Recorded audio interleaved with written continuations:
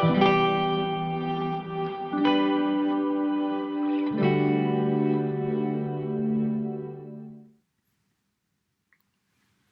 bien, bonjour à tous. Dans ce cours, nous allons voir la législation en faveur des personnes handicapées en deux parties. La première, ce sera la définition légale du handicap et ensuite on verra législation et inclusion, particulièrement des enfants en situation de handicap.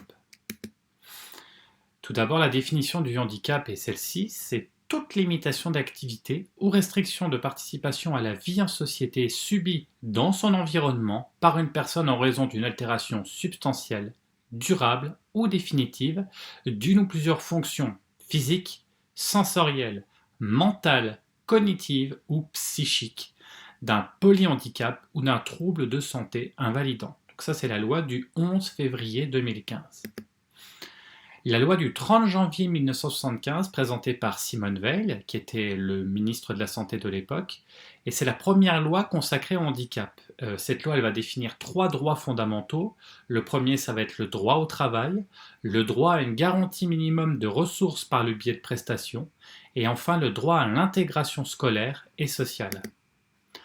La loi du 30 janvier 2005 pour l'égalité des droits et des chances, la participation et la citoyenneté des personnes handicapées, en fait, elle va compléter la loi qu'on a vue juste avant, de 1975.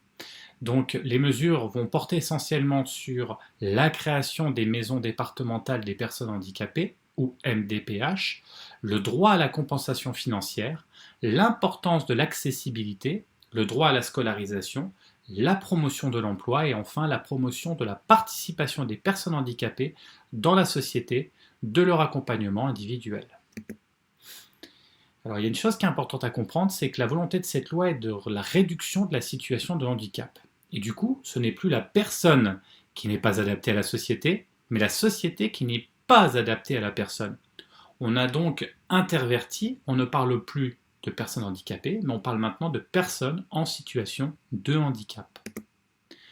La loi d'orientation et de programmation pour la refondation de l'école de la République du 8 juillet 2013 porte sur la volonté d'inclusion scolaire. Donc les principes sont les suivants. Les élèves doivent bénéficier d'une scolarisation ordinaire à proximité de leur domicile. L'école doit s'adapter aux enfants et ne pas être sélective. Et enfin, l'inclusion scolaire est contraire aux écoles spécialisées.